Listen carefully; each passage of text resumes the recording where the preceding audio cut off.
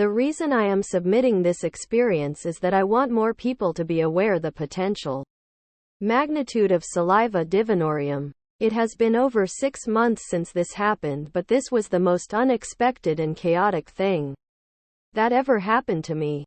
I'll do a brief overview so the reader can understand what kind of set I had for the trip, but for those of you that just want to read about the trip, I smoked a half a gram of 40x salvia out a bubbler in pitch dark by myself, lying in my bed with my eyes closed.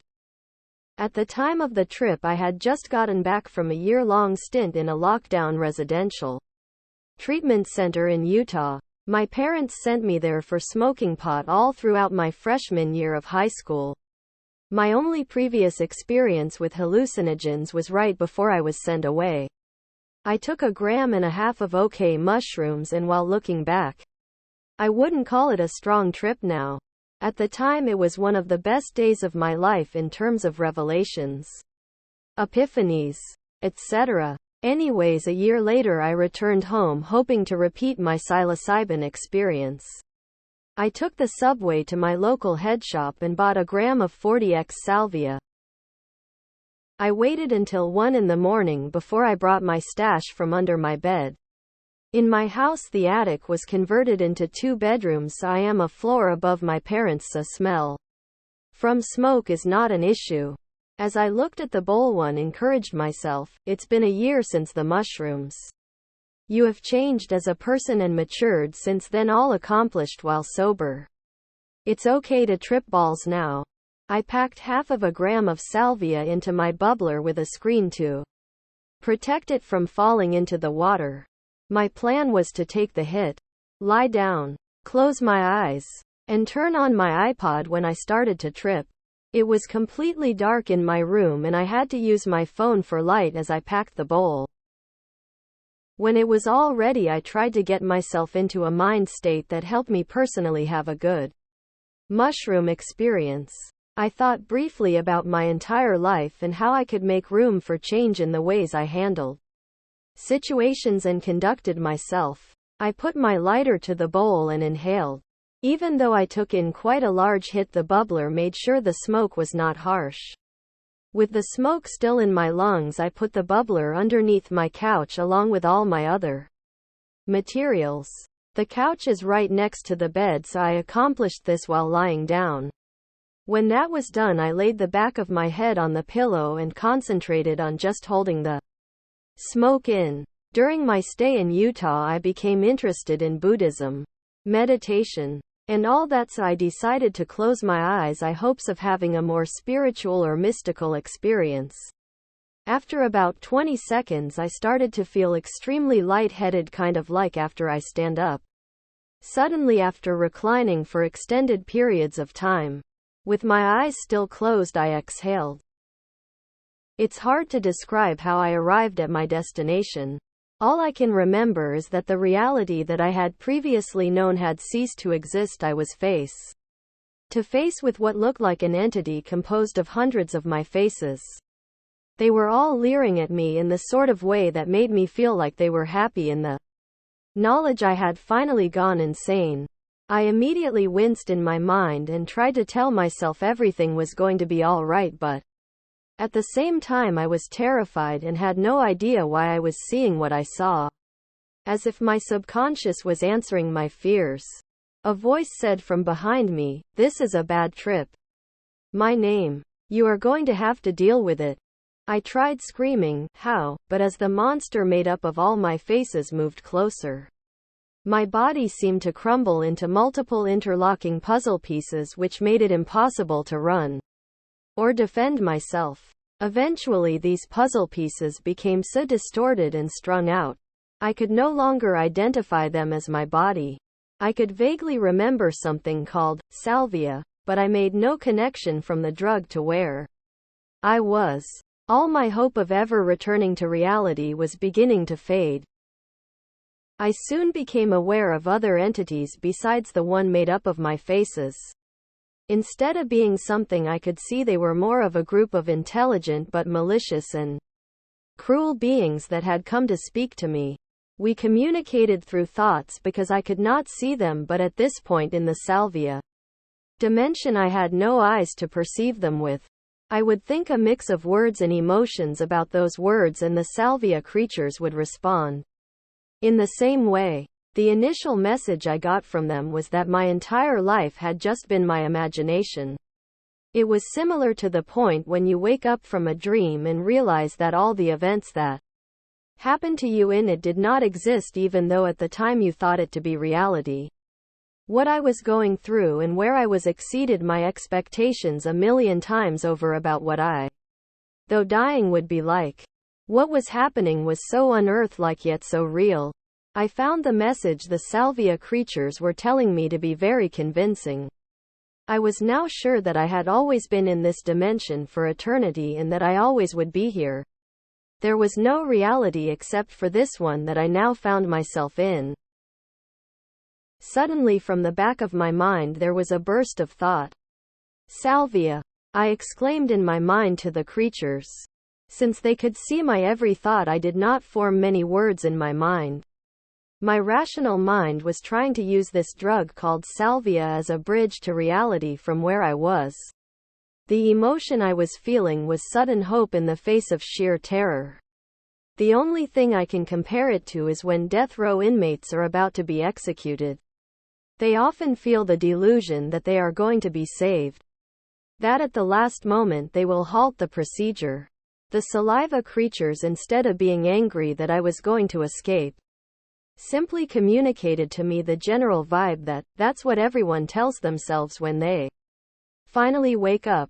They seemed amused that I was filling out the stereotype of someone who has just woken up in an apparently insane dimension of reality that they had really been in all along. I don't know how I got to the next part of the trip from here. When I try to remember it, I can limit down to 3 guesses as to why I arrived there. Either the salvia creatures were punishing me for trying to convince myself it was not real. They were trying to help me by showing me just how real the reality of the salvia was. Or the third option was that once they had completed their obligatory role of explaining reality to the newcomer, they lost interest and left me to myself. Anyways, I lost all awareness of existence. Everything I had ever known in my entire life vanished. All my memories, experiences, insights, emotions, all vanished. All my knowledge of what the universe was, that time was, vanished. I ceased to understand that existence in itself existed. I cannot determine how long I spent in this phase because there was no concept of time. For an eternity everything about me did not exist except for the fact that I was directly experiencing this phenomena. I was a direct witness to this, yet had no idea that I was the witness, nor that the nothing I was witnessing was separate from the witness. All was one and one was all. Eventually I was basically born again. In the middle of eternity suddenly there was a spark of awareness. Up until this point I had lost my body, so I felt no physical sensations, but I became aware of one thing. I was extremely uncomfortable, and to the point where that was all I knew. I had no thoughts except for this primordial discomfort. Soon after I became uncomfortable, I became aware of 2 surfaces. Once again my entire identity was composed of these 2 surfaces. As I began to manifest more and more though, my discomfort and dismal hopelessness increased. The 2 surfaces appeared out of nowhere. It was like out of the vacuum of space. The emptiness was torn in half and folded to support these 2 surfaces. Looking back on the trip, this was the first point when I became aware of matter. As my direct experience of reality turned to 3-dimensional from nothing, it was extremely unpleasant. Before these 2 surfaces my perception was just part of the nothingness, but when the 2 surfaces became the only thing I knew, my perception attached itself to the 2 surfaces. The reason this was all so uncomfortable was that I felt like my perception was being crushed by the 2 surfaces. The entire weight of existence. The entire weight of this universe that my senses told me was real was crushing down these two surfaces together. It got worse and a point arose out of the two surfaces. Instead of two planes of existence, there was a pyramid puncturing the plane alongside it. It did not go through, it just was resting on the plane with infinite weight. As the progression of space occurred, it seemed that time was beginning to slide back into existence. From nothingness. Once again my perception, or mind, was trapped between these two planes, but the pyramid or spike made it even more unbearable as the weight of reality constricted to a single point at the top of the triangle. This was the first cosmic goal I had after being reduced to nothing. I became aware that I was suffering and that existence did not have to play out like this.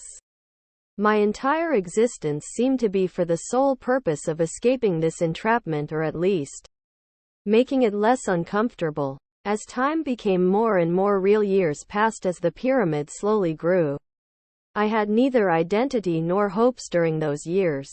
Only a subconscious desire to unstick myself from this weight of reality. Eventually, the plane of existence behind the pyramid became a cube. I realized that the three-sided pyramid that had been the bane of my existence was one side of a four-sided three-dimensional cube. At this point there was no plane of existence, only the cube comprising the entire universe. After spending so many years feeling the weight of the upper cube of existence, I began to identify with the lower plane as being me or my mind. It was this that caused the lower plane to crumple up and become a globe or blob that was stuck to the edge of this cube. The cube was the universe that was slowly and painfully creeping back into the awareness of my mind, which was the lower plane that became the blob. I had regressed so infinitely that the only way the universe could make itself aware to me was through direct contact. Time seemed to speed up and I felt like I spent only a couple of months with my mind attached to the cube. The turning point of my trip when I started to begin my slow progress out of it, which did not occur in one instant. It was not an aha moment with newfound hope. I eventually had the realization wash over me that I was not doomed to existence smeared between universal shapes. It was like being submerged into cold water. However, at this point I assumed the reality I would return to would be the saliva one. I slowly started to grow a body out of the blob stuck to the cube. This ordeal only took a couple of days. As soon as I became aware of the salvia reality around me, space seemed to extend infinitely around the cube. It was no longer the universe in its entirety. Eventually I had a fully grown body attached to the cube by my head. The texture of the cube was extremely dense and hard, but when my eyes grew back on my face I could see the surface of the cube had a pattern similar to what a brain looks like after it has been removed from a cadaver. The very best thought that was going through my head was relief that one day I would die and was no longer doomed to spend eternity in this state. With the return to Salvia Land came the realization that it had all been a drug-induced voyage. This was not exactly good news to me because that did not make all the years I spent there cease to exist, nor did make the experience any less dramatic. It was like all my memories, knowledge, returned to me while standing in Salvia Land with my head attached to this large cube. As I began to think about eventually leaving this place one day, I began to take an interest in my surroundings. The cube that I was attached to seemed to be 10 feet tall and was in an immensely large cavern. There was a discernible ceiling to it, but where the walls met the ground was so far away I could not see it. In fact, for all I know, the ceiling could have been some distorted sky. Everything was various shades of red except for holes in the sky, ceiling placed randomly that shined with a gross shade of yellow. I turned to try to see how I could remove myself from this cube when I noticed there were other people attached to the cube with me. One was a good friend of mine and the other was a man I had never seen before. My friend looked hopeless. I assumed that somehow he had made the mistake of venturing into Salvia space too. I asked him what would happen now that you have tripped this hard.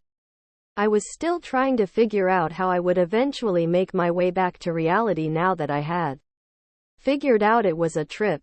His reply was, well, most people usually commit suicide or become addicted to heroin. I remember thinking, I'm not going to do either of those things. Even if I have to see a therapist every single day for the rest of my life. I don't remember what caused it, but at some point I opened my eyes and was able to crawl. If I stayed in the same spot for more than a second, then I would get sucked back and would still be attached to the cube. I crawled around my bed for a couple of minutes just trying to stay in this dimension. After about 10 minutes I had a hard time understanding what had occurred. I just thought, oh well, that wasn't so bad. I'm still here. And went to sleep. Over the course of the next week I began to ponder what had happened and think about it more clearly. Looking back on that experience, I don't regret doing what I did, but at the same time I wish I had looked into what I was going to smoke before I did it. It definitely changed my wildest assumptions about where drugs could take you. It was also a factor in me having less anxiety in my life. Whenever I am feeling anxious, I think back to when I was convinced I would never return to reality. I believe that the reason I freaked out was because I placed too much value upon myself. I assumed I was the center of the universe. The saliva experience made me think about how insignificant we all are in the entire history of our universe, so whenever I start thinking about it when anxious, it makes whatever caused my anxiety to seem less bad. The first time I tried LSD, I was fortunate enough to be with two very helpful and nice girls who were experienced with it. I feel that the salvia definitely helped me have a nice first acid trip though. The hour that the effects slowly built up over felt like an eternity compared to the 20 disorienting seconds it takes to reach a salvia peak. Reading the book The Psychedelic Experience by Timothy Leary was pivotal as well, but the saliva made it so my expectations were far from overwhelmed. For anyone who reads this and is making the decision to never do saliva, don't think your experience will automatically be similar to mine. I plan to have a breakthrough on saliva before I die, which will most likely require me to do it several more times. If I have any advice for someone who is going to do saliva for the first time or do enough to have a level V or I trip, my advice would be to ponder first how insignificant you are in the grand scheme of things. Also try to be satisfied with life at that point. I know that is a pretty difficult thing to ask, but when you feel like you have lived a good life, then it probably won't feel as horrifying when it all disappears. Good luck.